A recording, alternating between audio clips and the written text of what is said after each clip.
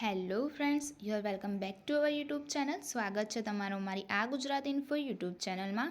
આ વિડીયોમાં આપણે વાત કરીએ કે શિક્ષણ સહાયક અને વિદ્યા સહાયકની ભરતીની જાહેરાત બહાર પાડવામાં આવી છે. શિક્ષણ સહાયક અને વિદ્યા સહાયક જોઈએ છે. તો આ વિડીયોમાં જોઈએ કે વિદ્યા સહાયક અને શિક્ષણ સહાયકની ભરતી થઈ રહી છે.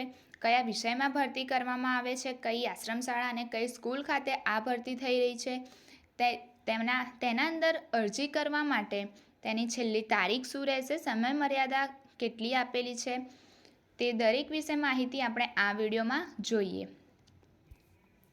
નીચે જણાવેલા સંચાલક મંડળો સંચાલિત તેમજ આદિજાતિ વિકાસ વિભાગ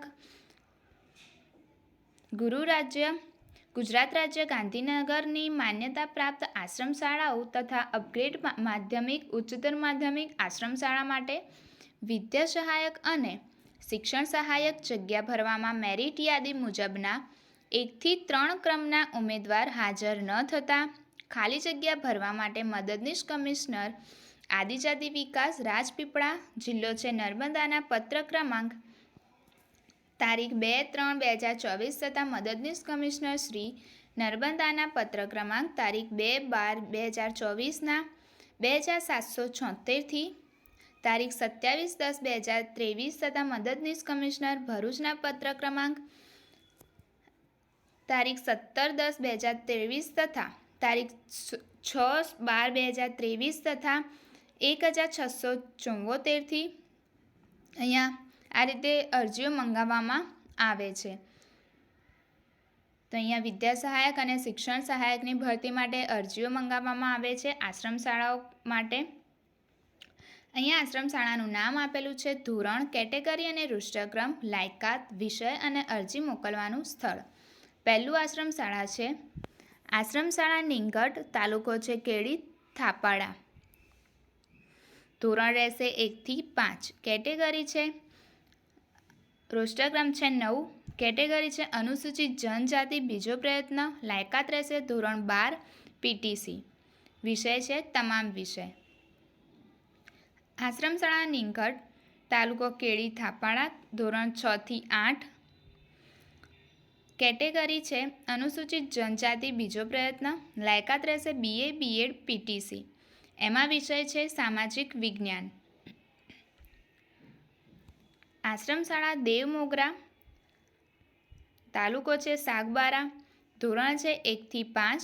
રોસ્ટરક્રમ છે 9 અને કેટેગરી છે અનુસૂચિત જનજાતિ બીજો પ્રયત્ન. લાયકાત રહેશે ધોરણ 12 પીટીસી. વિષય છે તમામ વિષય. આશ્રમ શાળા કનબુડી, તાલુકો છે કેડી થાપાડા, ધોરણ છે 6 થી 8. રોસ્ટરક્રમ છે 6 અને કેટેગરી રહેશે બિન અનામત મહિલા બીજો પ્રયત્ન. લાયકાત છે BA BEd પીટીસી અને વિષય છે અંગ્રેજી. આના માટે અરજી મોકલવાનું સ્થળ છે માનદ મંત્રી શ્રી, ભરૂચ જિલ્લા ગિરિજન શિક્ષણ પ્રગતિ મંડળ શ્રી, રામ આશ્રમ શાળા, ખોખરા ઉમર ITIની પાછળ, ડેડિયાપાડા, તાલુકો છે ડેડિયાપાડા, જિલ્લો છે નર્મદા અને પિનકોડ નંબર આપેલો છે 393040.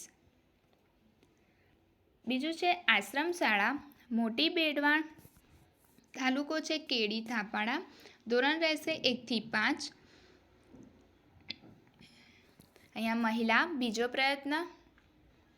લાયકાત છે ધોરણ 12 પીટીસી તમામ વિષય. એમાં સરનામું છે પ્રમુખ શ્રી આદિવાસી ગ્રામ વિકાસ મંડળ ડેડિયાપાડા, મોટી બેડવાણ, તાલુકો છે ડેડિયાપાડા. આશ્રમ શાળા પણગામ, એના માટે ધોરણ છે 6 થી 8. અનુસૂચિત જનજાતિ, લાયકાત છે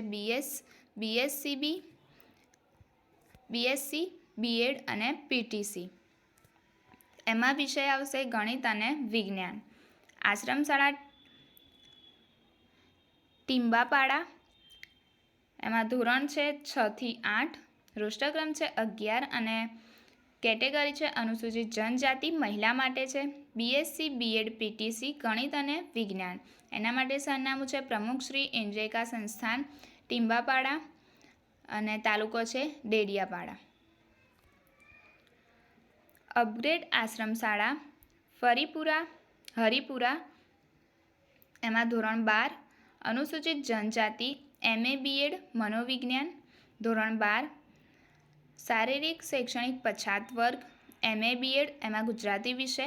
ધોરણ 6 થી 8 અનુસૂચિત જનજાતિ એમાં BA BEd PTC એમાં સામાજિક વિજ્ઞાન. ધોરણ 6 થી 8 રોસ્ટરક્રમ 14 બિન અનામત BA BEd એમાં PTC અંગ્રેજી વિષય.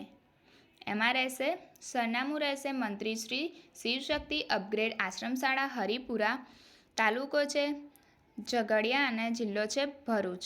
એમાં પિનકોડ નંબર છે 393120. આશ્રમ શાળા નેત્રમ એમાં 6 થી 8 ધોરણ. રોસ્ટરક્રમ છે 11 અનુસૂચિત જનજાતિ BA BEd PTC લાયકાત. વિષય છે અંગ્રેજી. ધોરણ 6 થી 8 EWS BA BEd PTC લાયકાત અને વિષય છે સામાજિક વિજ્ઞાન. એમાં એડ્રેસ છે પ્રમુખ શ્રી ભરૂચ જિલ્લા રચનાત્મક ટ્રસ્ટ, તાલુકો ડેડિયાપાડા અને જિલ્લો છે નર્મદા. અને પિનકોડ નંબર છે 393040. અપગ્રેડ ઉચ્ચતર ઉત્તર બુનિયાદી આશ્રમ શાળા કોડવાવ એમાં ધોરણ 12 અનુસૂચિત જનજાતિ મહિલા માટે MA BEd સમાજશાસ્ત્ર વિષય. ધોરણ 12 શારીરિક સામાન્ય શૈક્ષણિક પછાત એમાં MA BEd લાયકાત અને વિષય છે મનોવિજ્ઞાન. અને એડ્રેસ છે માનદ મંત્રી શાંતિ નિકેતન એજ્યુકેશન ટ્રસ્ટ 22 ભૂગુપુર સોસાયટી અને કસ્તક ભરૂચ. પિનકોડ નંબર છે 392021. તો આ પ્રમાણે અલગ અલગ આશ્રમ શાળામાં અલગ અલગ ધોરણમાં અને અલગ અલગ ધોરણમાં આવી રીતે યોગ્ય લાયકાત ધરાવતા ઉમેદવાર પાસેથી વિદ્યા સહાયક અને શિક્ષણ સહાયક માટે અરજીઓ મંગાવવામાં આવે છે અને અહીંયા ભરતી થઈ રહી છે. અલગ અલગ વિષય પ્રમાણે અલગ અલગ લાયકાત આપેલી છે. તે પ્રમાણે ઉમેદવાર યોગ્ય લાયકાત ધરાવતા હોય તે આમાં અરજી કરી શકે છે.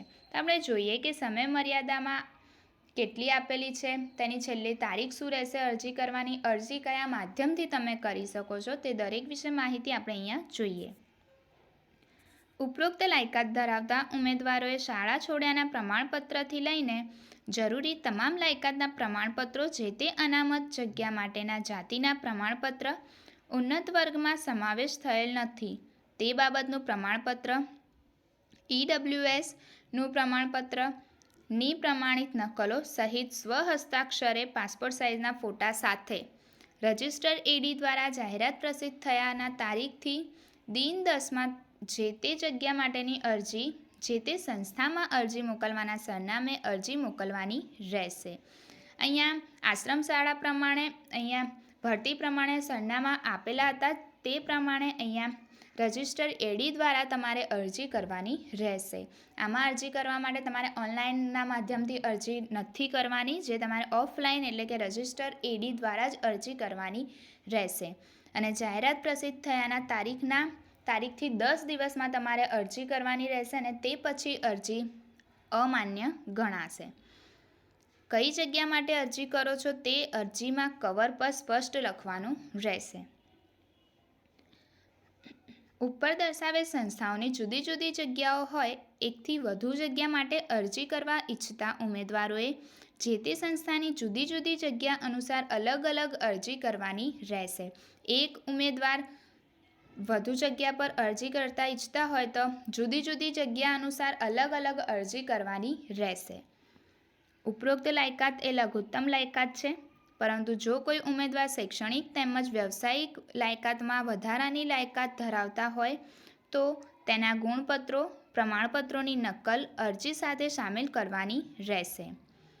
ગુણપત્રમાં તથા ગ્રેડ દર્શાવેલ હશે તેઓએ કોલેજ અથવા યુનિવર્સિટીનું કુલ ગુણમાંથી મેળવેલ ગુણનું પ્રમાણપત્ર સામેલ કરવાનું રહેશે. ઉમેદવારોએ લાયકાતના તમામ વર્ષ સેમેસ્ટરના ગુણપત્રકની નકલ મોકલવાની રહેશે.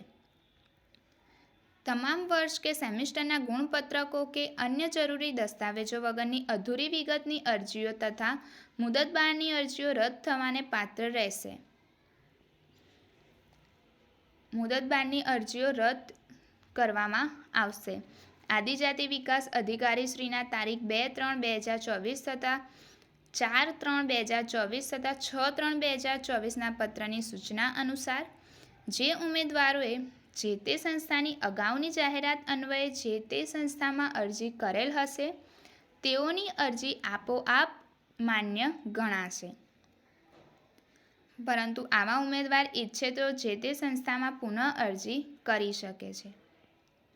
ઉમેદવારે પ્રાપ્ત કરેલ સ્નાતક, અનુસ્નાતક તથા બીએડ એમએડની લાયકાત તથા યુજીસી દ્વારા માન્ય કરેલ સંસ્થામાંથી મેળવેલ હોવી જોઈએ તથા એનઓસીમાં જણાવેલ અન્ય તમામ શરતો બંધનકર્તા રહેશે.